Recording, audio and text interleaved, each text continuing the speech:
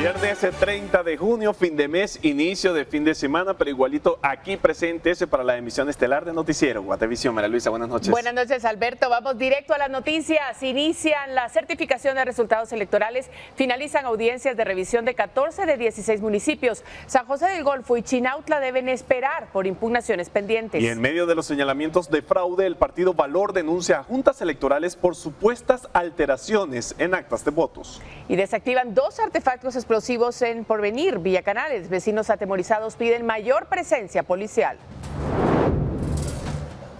Condenado a 50 años de prisión, hombre sometió a tratos crueles y asesinó a su hija de 6 meses por no ser varón. Celebran el Día del Ejército con desfile que recorre la ciudad. Sobrevuelos de helicópteros, avionetas y recorrido de tropas fueron parte de la exhibición. Declaran inelegible a Bolsonaro por abuso de poder por la difusión de desinformación electoral luego de su derrota frente a Lula da Silva.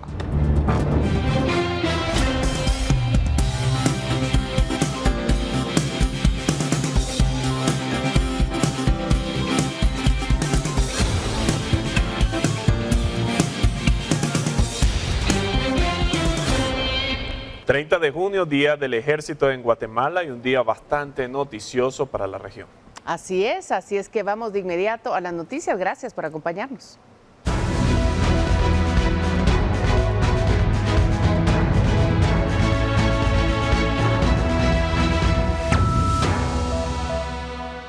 Crecen los señalamientos de los partidos por supuestas anomalías en el conteo de votos de las elecciones.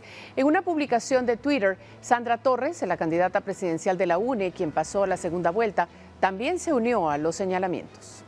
En un hilo de 4 tweets, Torres señaló que algunas actas no cuadran, sin especificar cuántas ni cuáles. Las actas son los documentos en donde las juntas receptoras de votos de cada mesa anotan los sufragios que obtuvieron las organizaciones políticas. Estas se usan para trasladar los votos al sistema informático del Tribunal Supremo Electoral. En su hilo, la aspirante de la UNE también criticó que la Junta Electoral de la capital anuló el contrato con el que buscaba utilizar un software propio para registrar los sufragios. Esto pasó luego de que usaron el programa para enviar datos de forma irregular. Hay mucha duda sobre posibles ilegalidades y robo de votos. Buena parte de los casi 2 millones de votos que hay en el departamento de Guatemala pudieron ser manipulados en favor de algún partido, escribió en Twitter, sin especificar de qué agrupación habla. La presidenciable obtuvo casi el 16% de los votos en la primera ronda de la contienda presidencial. Se trata de 881.592 sufragios, de acuerdo con el conteo preliminar del Tribunal Supremo Electoral hasta las 4 de la tarde de este viernes 30 de junio. La ONE ganó la presidencia en 5 de los 22 departamentos: Huehuetenango, Quiché, Alta Verapaz, Suchitepeques y Chiquimula. Perdió la contienda en Guatemala, Zacatepeques y Chimaltenango, donde Semilla salió airoso, además de Sololá, donde Vamos obtuvo el primer lugar. Además, la UNE logró 27 escaños en el Congreso de la República y 4 asientos en el Parlacén. Para Noticiero Guatevisión, Carlos Kestler. Y a 5 días de que se conocieran los resultados preliminares de las elecciones generales, Bernardo Arévalo, presidenciable del movimiento Semilla, llevó a cabo una conferencia de prensa esta tarde para discutir presuntas irregularidades en el proceso electoral. Bernardo Arévalo, presidenciable de Movimiento Semilla, ofreció este viernes a las 13 horas una conferencia de prensa en la que señaló que más de 14 partidos políticos buscan desacreditar los resultados de las elecciones y afirmó que de haber un reconteo de los votos debe realizarse en el marco de la ley. Lo que estamos diciendo es que la revisión de las anomalías están establecidas en el marco legal de la ley electoral. Y que para poder hacer estos procesos de revisión, lo que hay que hacer es aplicar la ley electoral. Y lo que estamos viendo en este momento es que se está solicitando una acción que no está contemplada en la ley electoral y que en consecuencia no tiene sustento legal. Lo que nosotros estamos pidiendo es que lo que se haga en el marco de esa legislación existente y válida. Asimismo, indicó que actualmente circula una campaña de miedo y desinformación en su contra, pero que con su equipo trabaja en una estrategia de ilusión y esperanza en lugar de una respuesta a los señalamientos que se le han hecho esta semana. La señora Torres ha entrado en una campaña, en lo que está intentando hacer y otra gente es tratar de levantar el miedo. Es una campaña de miedo, es una campaña para asustar a la gente, para tratar de ir en una dirección, con argumentos tan absurdos como falsos, que no vamos a perder el tiempo entrando a discutirlos. Ella está anclada y embarrada en el pasado, nosotros vamos al futuro y vamos con el pueblo de Guatemala hacia adelante. Con imágenes de María René Barrientos para Noticiero Guatevisión, Fátima Herrera. Y en el primer fin de semana después de las elecciones generales, la candidata Sandra Torres realizará una gira por 4 departamentos. El sábado visitará la cabecera de Quetzaltenango y también estará en el departamento de Guatemala. El domingo irá a la cabecera de Chimaltenango y a Antigua Guatemala, en Zacatepeques. En las 4 localidades no hará actividades de campaña, sino que mantendrá reuniones con los equipos locales de la UNE y ofrecerá conferencias de prensa. Su rival, Bernardo Arévalo, del Movimiento Semilla, ganó la primera ronda de la elección presidencial en 3 de los 4 departamentos que visitará Torres. Por otra parte, el partido Movimiento Semilla esperará que el Tribunal Supremo Electoral oficialice los resultados electorales para iniciar la campaña, en la que llamarán a sus simpatizantes a votar por Bernardo Arévalo y Karina Herrera en la segunda vuelta. Mientras tanto, según afirmaron miembros de la organización política, continuarán llevando a cabo sus reuniones y actividades de forma privada, con el fin de organizarse y construir estrategias de trabajo. Porque no creía. Y tras la suspensión de las elecciones en San José del Golfo el pasado domingo, para la repetición de los comicios, los partidos políticos han exigido el cambio de los miembros de las juntas receptoras de votos y la sustitución de todas las cajas electorales. Las razones, a continuación. Los incidentes del pasado domingo en San José del Golfo obligaron a la suspensión de las votaciones y ahora se está evaluando la fecha y el mecanismo para repetir los comicios. Sin embargo, los partidos políticos han planteado que se debe sustituir a los miembros de las juntas receptoras de votos y a la Junta Municipal por personas originarias del municipio y no de otros lugares, ya que ese fue uno de los desencadenantes de la violencia durante los comicios, según algunos fiscales de las agrupaciones políticas. El planteamiento que se le ha hecho a la Junta Electoral Departamental puntualmente va enfocado en que los miembros de las juntas receptoras de voto de ese municipio sean vecinos del municipio de San José del Golfo, ya que mucha gente que iba a fungir como integrantes de las juntas receptoras eran vecinos del municipio de Guatemala, del departamento de Guatemala. En segundo punto, establecer puntualmente quiénes serán los miembros de la Junta Electoral Municipal, ya que se tiene conocimiento oficialmente por parte de la Junta Electoral Departamental que muchos de ellos renunciaron a sus puestos. Los partidos también exigen a la Junta Electoral del Departamento de Guatemala que se reemplace la totalidad de las cajas electorales, ya que al haber permanecido en la municipalidad del domingo debido a los incidentes, podrían haber sido manipuladas. Considero que debería haber cambio de cajas porque ¿qué nos garantiza que no hubo manipulación? Cierto, aquí están las cajas, están con el marchamo, pero eso no nos garantiza que no hubiera algún tipo de manipulación previa. Y pues sí debería de haber un cambio de cajas. Además, los partidos plantean que las elecciones se repitan antes de la segunda vuelta, que está programada para el 20 de agosto. Mientras tanto, la Junta del Departamento de Guatemala enfatiza que trasladará todas las peticiones al Pleno de Magistrados del Tribunal Supremo Electoral. Presentamos ante el Tribunal Supremo Electoral el listado de requerimientos que nos habían hecho. La mayoría ya fueron hechos y si hubiera algo nuevo el día de hoy, pues también lo estaremos trasladando al Tribunal Supremo Electoral. El pasado domingo los vecinos de San José del Golfo alegaban el supuesto acarreo de votantes. Sin embargo, según la versión de la Junta, uno de los buses interceptados llevaba a miembros de las juntas receptoras de votos y la Junta Municipal, quienes se salvaron de ser quemados tras los incidentes. Con imágenes de Elmer Vargas, informó para Noticiero Guatevisión, Henry Montenegro. Y pese a que ya ha transcurrido cerca de una semana desde las votaciones, hay incertidumbre sobre si se repetirán las elecciones en Chinautla o si se tomarán en cuenta las actas que se lograron rescatar en los incidentes posteriores a los comicios. Hay criterios divididos sobre este tema. De las 210 cajas electorales distribuidas en Chinautla se tienen datos de al menos 178. Algunos partidos argumentan que son suficientes para certificar los resultados, mientras que otros apoyan la propuesta de repetir las elecciones derivado de los incidentes que se dieron por la posible reelección de la actual alcaldesa Brenda del Cid Medrano. La decisión final recae en el Pleno de Magistrados del Tribunal Supremo Electoral, quienes deben resolver la situación. En el Salón 4 del Parque de la Industria se encuentran 33 cajas que se lograron rescatar el pasado domingo en Chinautla, donde se quemaron papeletas y están bajo resguardo del Ministerio Público. Mientras tanto, los fiscales continúan expresando sus dudas sobre los resultados de las actas. Por lo tanto, nosotros presentamos las denuncias de nulidad absoluta, nulidad especial, para que sean repetidas las elecciones en el municipio de Chinautla. Estamos requiriendo porque tenemos los muchos vecinos inconformes con todas las inconsistencias, la ilegitimidad que se dieron en esas elecciones del día 25 de junio del 2023. Asimismo, la Junta Electoral del Departamento de Guatemala espera que el TSE tome una decisión y hasta el momento no se han certificado los resultados. De hecho, como le digo, ahorita lo que tenemos que analizar es qué es lo que procede legalmente, debido a que, como ya les comentaron hace unos momentos, tenemos únicamente parcial la cantidad de actas y de cajas.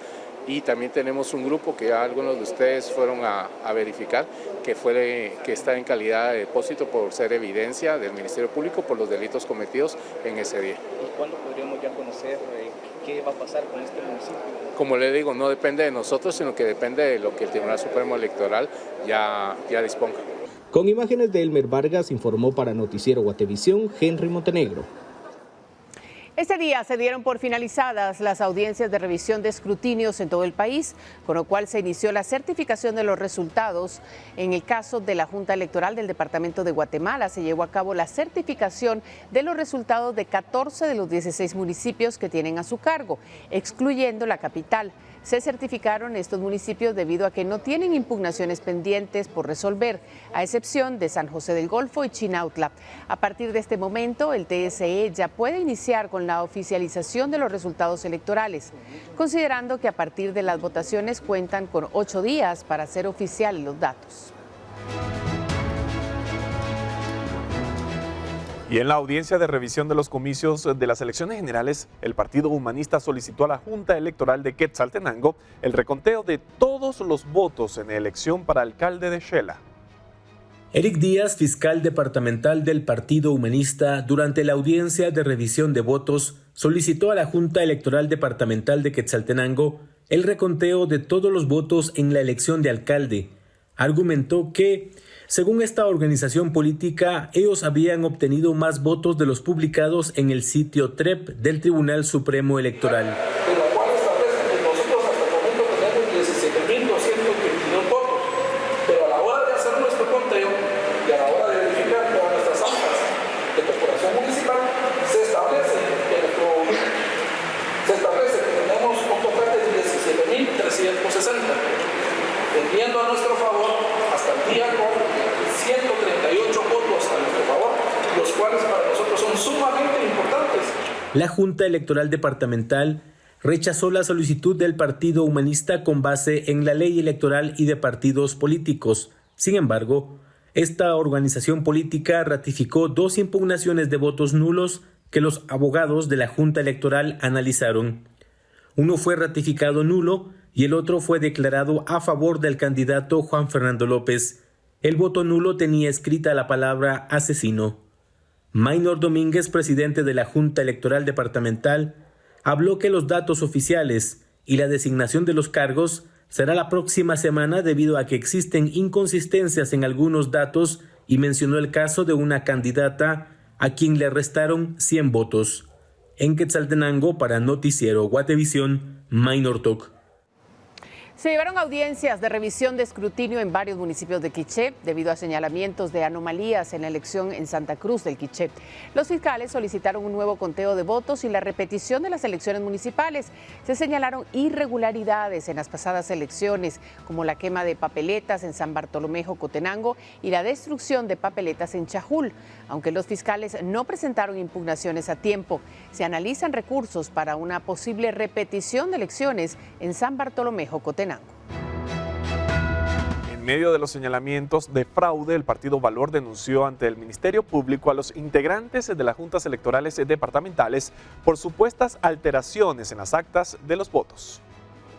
Según la agrupación política Valor, hay al menos 1000 actas que muestran discrepancias con el conteo de los fiscales del partido y con el sistema informático del Tribunal Supremo Electoral. Los dirigentes de la agrupación aseguran que hasta ahora han encontrado anomalías en los votos de la capital, el departamento de Guatemala, Jutiapa, Jalapa, Izabal, Huehuetenango y Totonicapán. La denuncia también alcanza a los digitadores del tribunal y al representante legal de DataSys, encargada del software que registra los sufragios en Internet. Esta acta de escrutinio, de certificación de escrutinios, en donde establece la papeleta de presidenciable que tiene 3 votos, nos genera 3 votos, sin embargo, cuando es subida al sistema, tiene 43. Significa definitivamente que hay alteración. Esto significa la comisión de hechos delictivos, los cuales no pueden quedar impunes. Valor señala a los denunciados del delito de falsedad ideológica con agravante electoral. El expediente, confirmó el MP, fue asignado a la Fiscalía de Delitos Electorales. El partido dijo que encontró presuntas irregularidades en las actas de las 5 ramas de la elección, pero no puntualizó si benefician a algún partido en concreto. A algunos les favorece, a algunos no les favorece, incluyendo nosotros.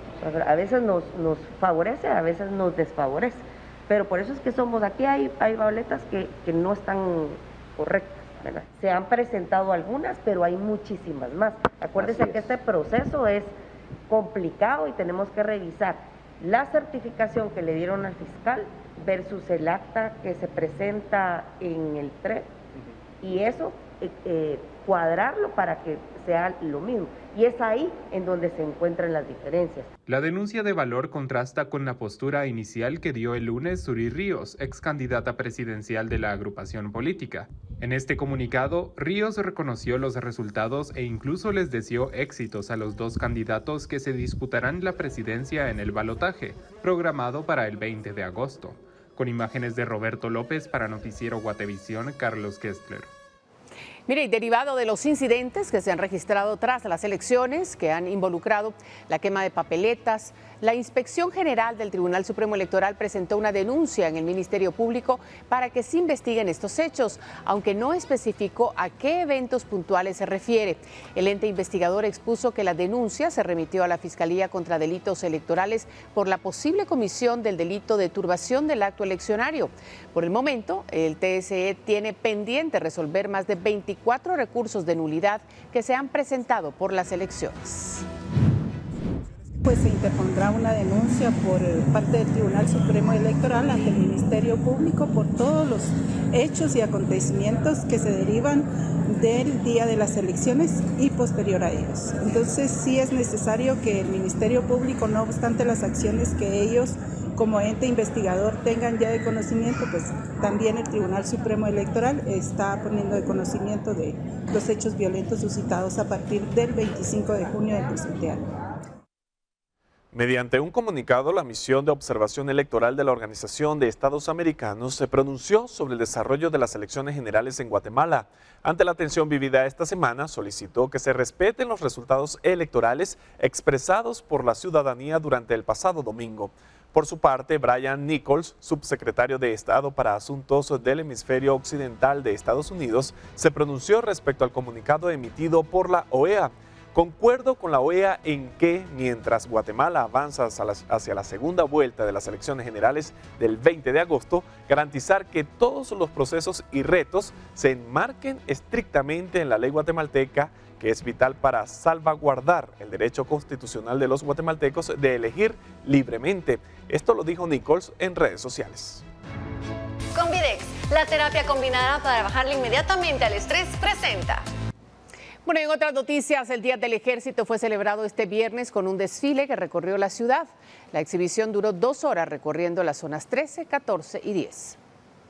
El Día del Ejército fue festejado este viernes en la ciudad de Guatemala con un desfile en el que se mostraron las tropas castrenses. Los soldados salieron a las 9 horas de la Plaza Berlín en zona 13 capitalina. Ese fue el lugar en el que se concentraron. Los efectivos del Ejército Nacional desfilaron y ciudadanos salieron a su encuentro en las avenidas Las Américas y en la Reforma. Durante el recorrido sobrevolaron helicópteros y avionetas. Los pilotos de las aeronaves saludaron a los asistentes. Primero al salón de belleza, pues estuvo muy bonito. Venimos 10, Son mis sobrinos y mis dos nietos. ¿Qué es lo que más les gustó del desfile? En general, todito estuvo muy bonito. ¿Ya sabía usted que iba a haber hoy desfile? No, pero mi esposo me dijo, entonces nos venimos. ¿Cuántos niños trae a ver el desfile? 9. En la Guardia de Honor en zona 10, el desfile concluía con el saludo del presidente Alejandro Yamatei y las autoridades del Ministerio de la Defensa Nacional. Con imágenes de María José Bonilla y Juan Diego González, reportó Edwin Pitán. Convidex, la terapia combinada para bajarle inmediatamente al estrés, presentó. Condenan a 50 años de prisión a un hombre que sometió a tratos crueles y asesinó a su hija de 6 meses por no ser varón. Con eso regresamos.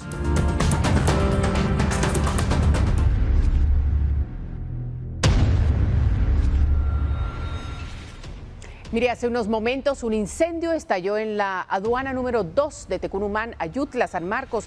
Los bomberos voluntarios respondieron de inmediato y lograron controlar las llamas utilizando espuma química. Hasta el momento no se han reportado heridos. Las autoridades están investigando las causas del incendio.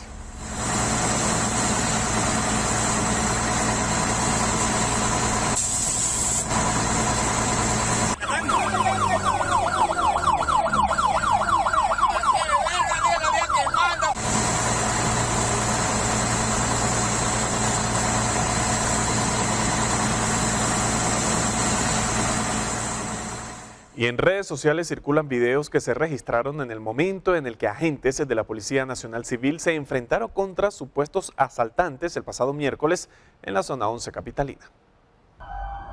Un bus de transporte colectivo fue objeto de persecución durante la tarde de este miércoles 28 de junio, luego de que testigos alertaran a la Policía Nacional Civil sobre un hecho armado. El incidente ocurrió en el viaducto que conduce de la calzada San Juan hacia el Trébol en la zona 11 capitalina. En uno de los videos grabado por un testigo desde la pasarela, se observa a una patrulla de la PNC intentando frenar el bus, el cual se desvía y avanza hacia otros vehículos que se encuentran detenidos. Un agente dispara contra la unidad, activan la sirena y continúan las detonaciones. Aunque al inicio la hipótesis de las autoridades indicaba que se trataba de un asalto, de acuerdo con la información del Ministerio Público, luego de obtener declaraciones, el suceso se habría producido cuando el piloto chocó contra un vehículo para luego darse a la fuga y accionar un arma de fuego.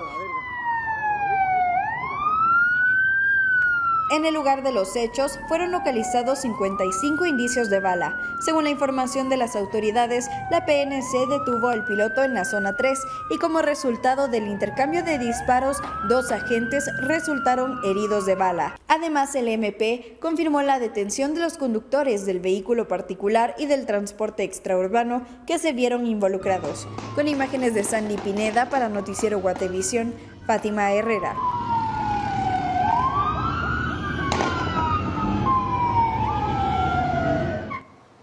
Mire, 2 artefactos explosivos fueron desactivados por expertos en la calle principal de la aldea El Porvenir, en Vía Canales.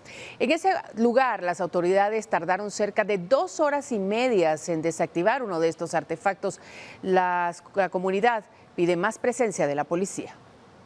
Estos son parte de los daños que han quedado cerca de donde explotó una de las 2 bombas que se localizaron en este bulevar y que ha despertado el temor de los vecinos. Da miedo ya vivir aquí en la aldea usted, porque si usted mira lo que pasó, policía no hay, seguridad no hay, ahí sí que solo son de adorno nomás. Nuestra aldea pues es un territorio sin ley, ¿verdad? No ha habido presencia de seguridad en la aldea y entonces la delincuencia ha crecido, ¿verdad? Vidrios rotos, negocios dañados, puertas derribadas y hoyos en la pared es el resultado de la explosión de uno de los artefactos localizados por la PNC en el bulevar principal de la aldea El Porvenir en Villa Canales, donde al momento de la desactivación un agente resultó herido sufriendo daños auditivos. En el lugar los vecinos temen por su vida y aseguran que la situación ya se asemeja a actos terroristas, algo con lo que también coincide el jefe edil, que ve con preocupación la falta de seguridad que existe por parte del Ministerio de Gobernación en el municipio, que territorialmente es el más grande del departamento de Guatemala y donde los índices de violencia están en incremento. Nosotros pues definitivamente creemos que la presencia de la Policía Nacional Civil es escasa.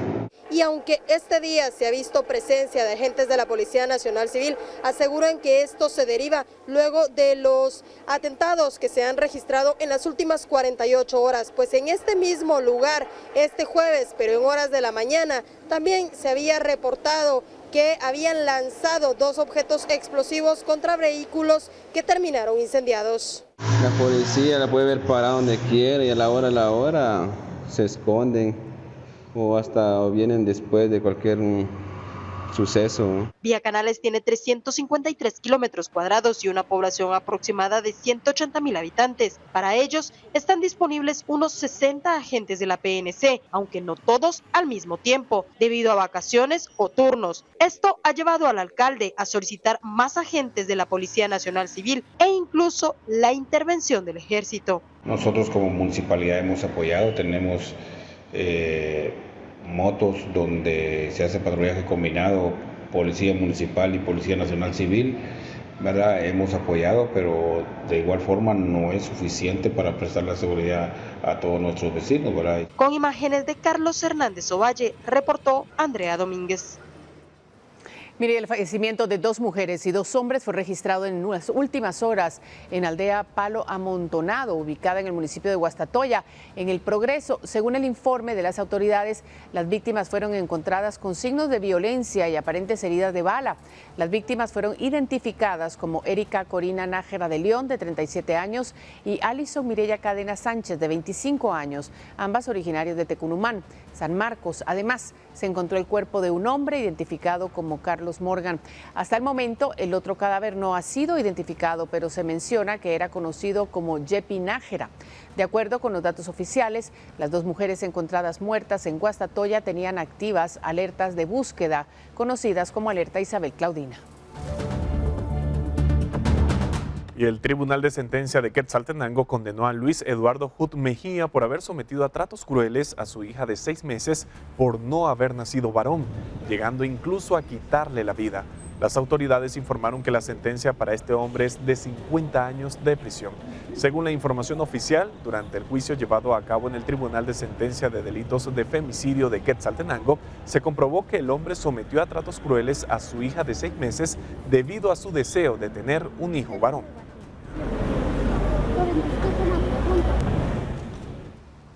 Y en más de la justicia, la condena de 5 años de cárcel ha sido impuesta a un joven por su participación en la quema de un autobús de Transurbano durante las protestas de noviembre del 2020. Juan Luis Pineda Arana fue condenado por quema de un autobús de Transurbano, hecho que ocurrió durante las protestas de noviembre de 2020. Este viernes por la mañana, el Tribunal Séptimo de Sentencia Penal condenó a 5 años de prisión a Pineda Arana. En el juicio fue encontrado culpable del incendio del Transurbano y haber agredido a un agente de la Policía Nacional Civil. Pineda Arana no es la única persona que ha sido condenada, hay 2 más. En julio de 2021, Ángel Raúl Reyes Arias fue condenado a 8 años de prisión inconmutables. El 13 de julio de 2022, Douglas Estuardo Cuellar Quesada fue condenado a 3 años y 8 meses de cárcel.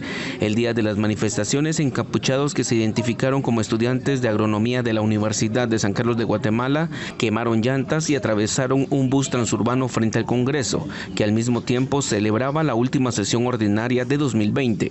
Antonio Chávez, el conductor del autobús, dijo en el juicio que estaba esperando pasaje para cubrir la ruta USAC a la zona 6 cuando lo abordaron los encapuchados y lo trasladaron al Congreso de la República.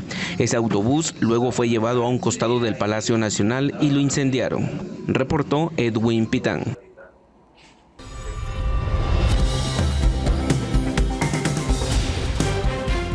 Bueno, vamos Vamos a este espacio que todos esperamos porque nos gusta escuchar sus mensajes a través de Guate Reporta, Alberto. Y el número es 4013-3859. La recomendación siempre es que agenden el número en su teléfono celular o lo tengan por allí anotado en la cocina o en la sala de su hogar. 4013-3859.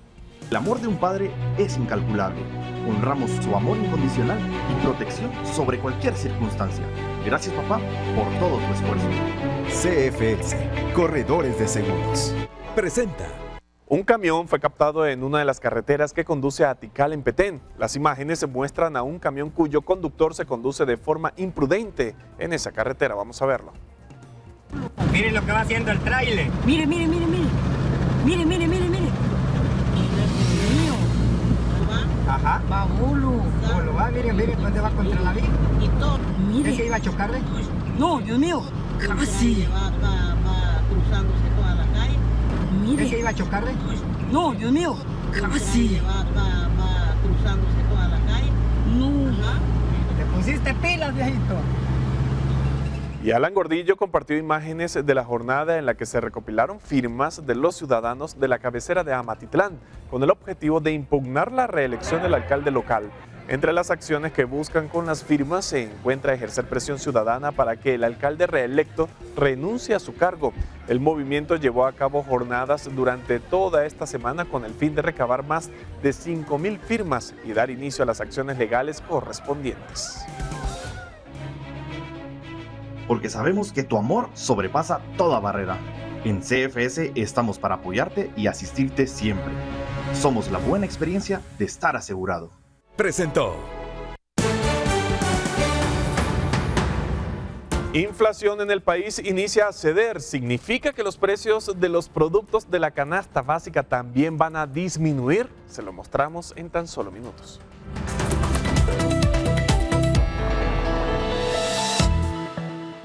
Mire, según los datos de la Superintendencia de Administración Tributaria, al 26 de junio pasado se habían recaudado por el impuesto de circulación 489.77 millones de quetzales y la meta para este año es de 1.122.40 millones. De los vehículos activos que han pagado, hay 981.775 particulares, 807.101 motos y 166.243 comerciales, lo que hace un total de 1.865.119. Sin embargo, el parque vehicular total es de 5.091.650 y está conformado por 2.372.202 particulares, 2.359.159 motos y 360.289 comerciales. El último día para pagar es el próximo 31 de julio y si no se realiza el pago, la multa será del 100% sobre el valor del impuesto. Sin embargo, se aplica un descuento del 75% si se realiza el pago de manera voluntaria.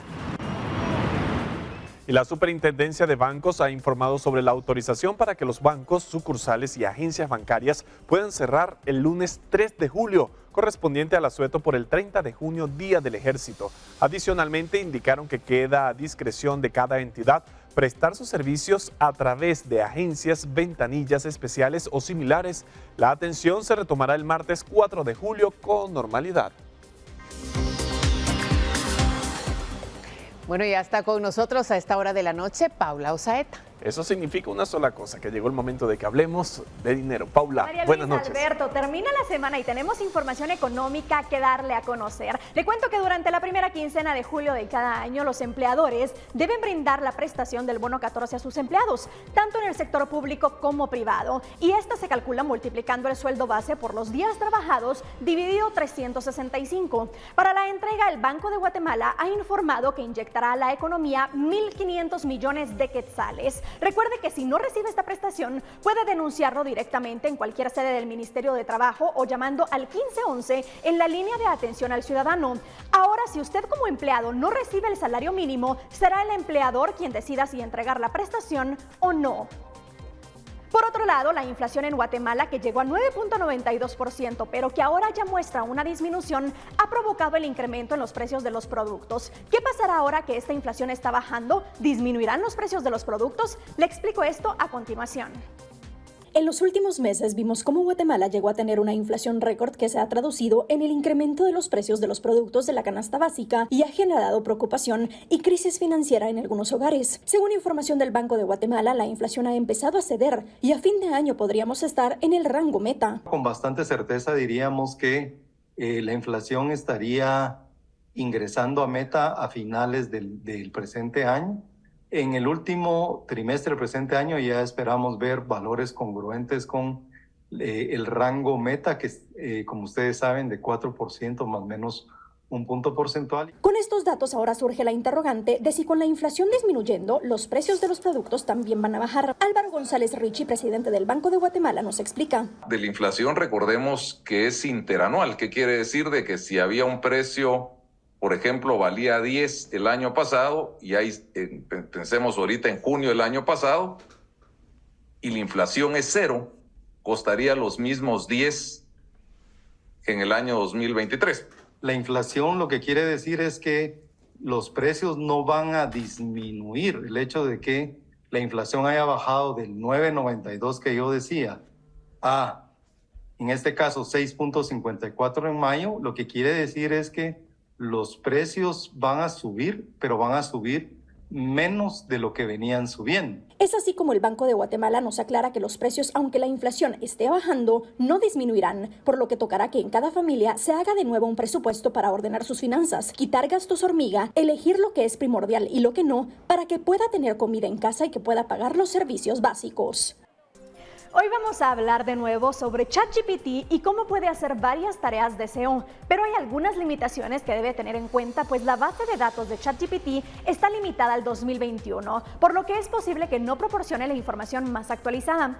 ChatGPT le puede ayudar en la investigación de palabras clave y frases en función del volumen de búsqueda, la dificultad de las palabras clave y la intención de búsqueda. Puede generar una lista de palabras clave relevantes e incluso agruparlas según su semántica. Esto ayuda a organizar y priorizar las palabras clave para una estrategia de SEO efectiva. Además, puede generar contenido optimizado y ayudar a optimizar elementos en la página, como títulos, encabezados, metadescripciones y etiquetas de imágenes. Puede proporcionar recomendaciones para hacer que estos elementos sean más amigables para los motores de búsqueda. ChatGPT también puede ayudar a escribir códigos y encontrar errores en el código HTML y puede sugerir soluciones para estos problemas. Entre las ventajas que brindan estas plataformas digitales está la velocidad y la eficiencia, además de la consistencia y la capacidad multilingüe. Con esta información me despido, pero nos vemos la próxima semana en este mismo espacio. Que descanse. Declaran inelegible a Bolsonaro por abuso de poder por la difusión de desinformación electoral tras su derrota frente a Lula da Silva. Tenemos los detalles en breve.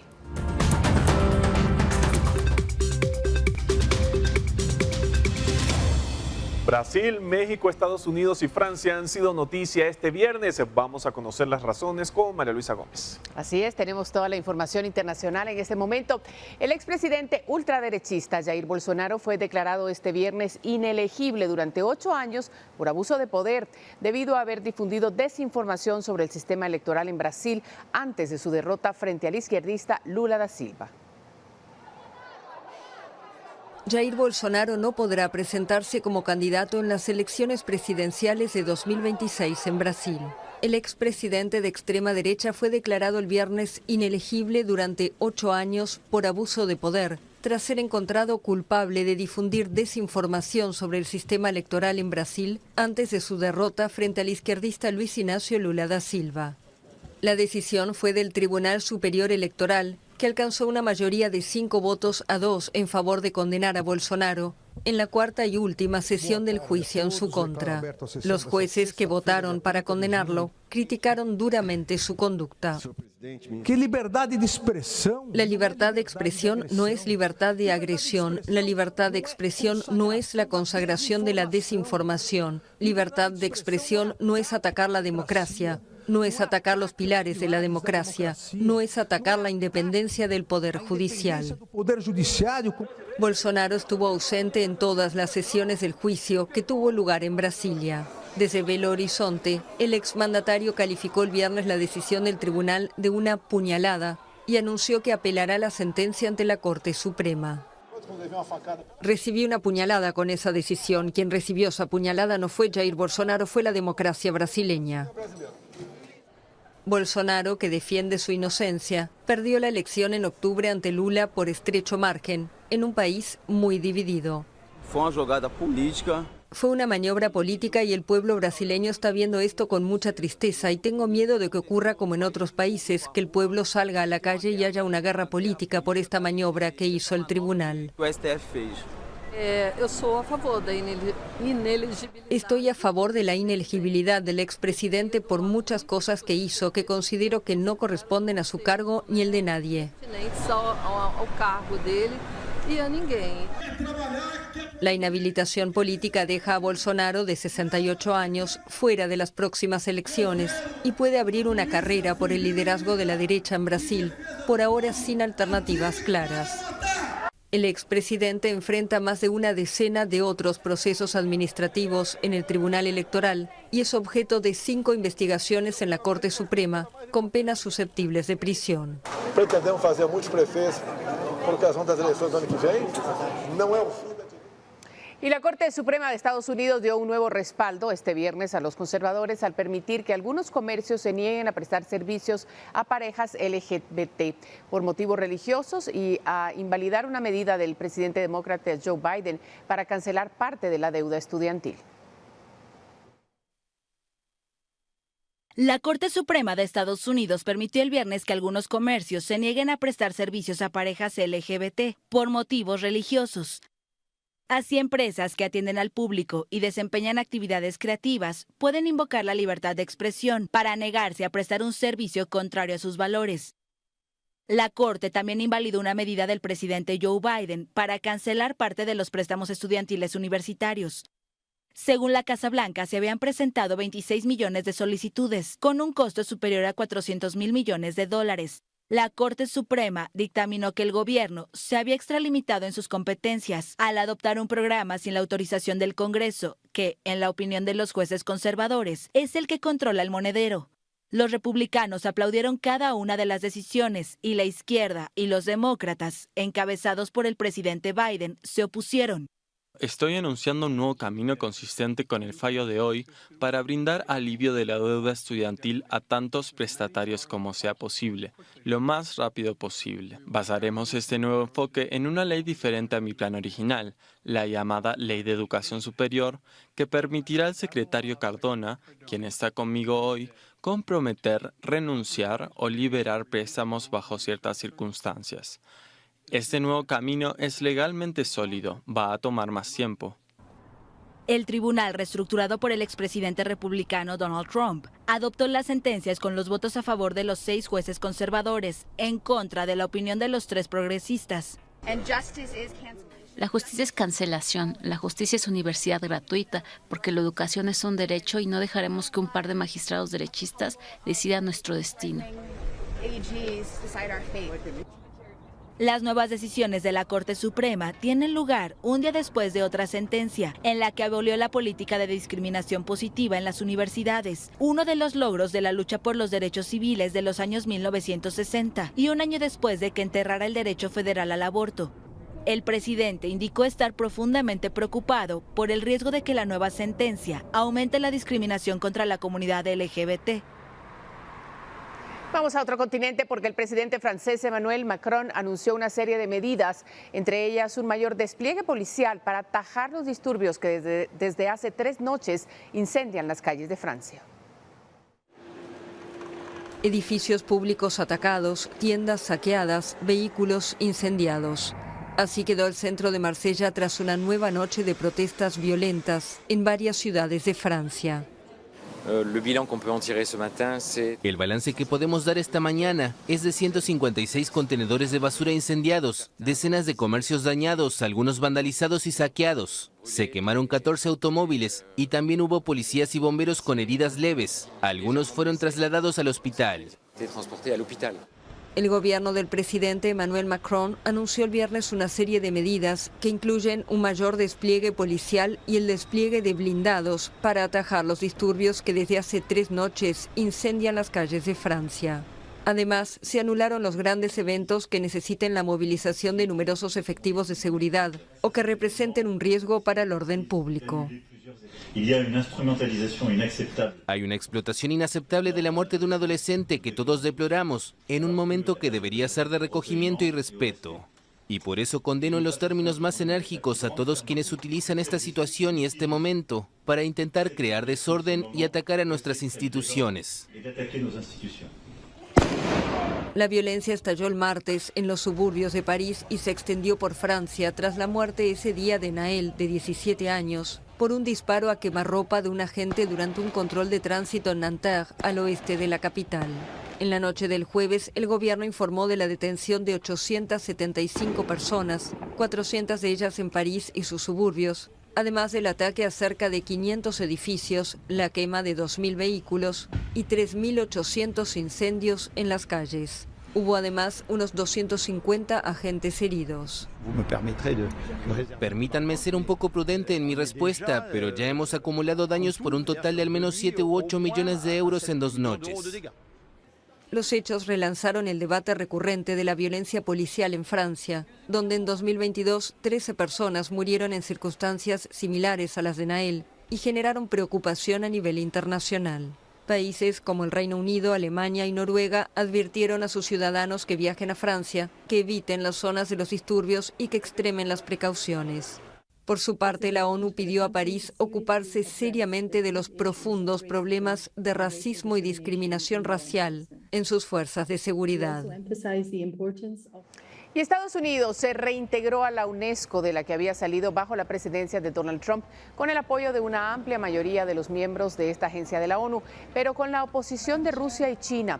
La demanda de readmisión fue aprobada durante una conferencia general extraordinaria de la organización consagrada a la educación, la ciencia y la cultura, por 132 votos a favor, 10 en contra y 15 abstenciones. Es un gran día, un momento histórico, celebró la directora general de la UNESCO, destacando una respuesta extremadamente clara, favorable por más del 90% de los estados votantes y presentes. Varios países expresaron su satisfacción tras el voto. Todos dentro de la UNESCO mucho mejor, reaccionó una diplomática argentina. Este regreso refuerza el multilateralismo y las finanzas de la organización, afirmó un diplomático español. Entre los países que votaron en contra figuran Irán, Siria, China y sobre todo Rusia, que multiplicó los procedimientos y enmiendas para retrasar la votación. Mire, la más reciente ola de calor en México dejó más de 100 muertos. La Secretaría de Salud informó que entre el 12 y el 25 de junio se reportaron más de 1.000 emergencias atribuibles a las altas temperaturas, de las cuales 104 resultaron en fallecimientos. Las autoridades mexicanas ya habían reportado otras 8 muertes entre el 14 de abril y el 31 de mayo, con lo que suman 112 decesos desde el inicio de la temporada cálida.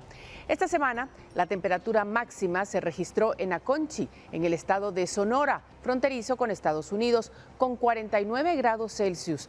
La mayoría de las muertes se debieron a golpes de calor, mientras que la segunda causa recurrente es la deshidratación. Las autoridades prevén que una cuarta ola de calor podría afectar México a partir del 1 de julio.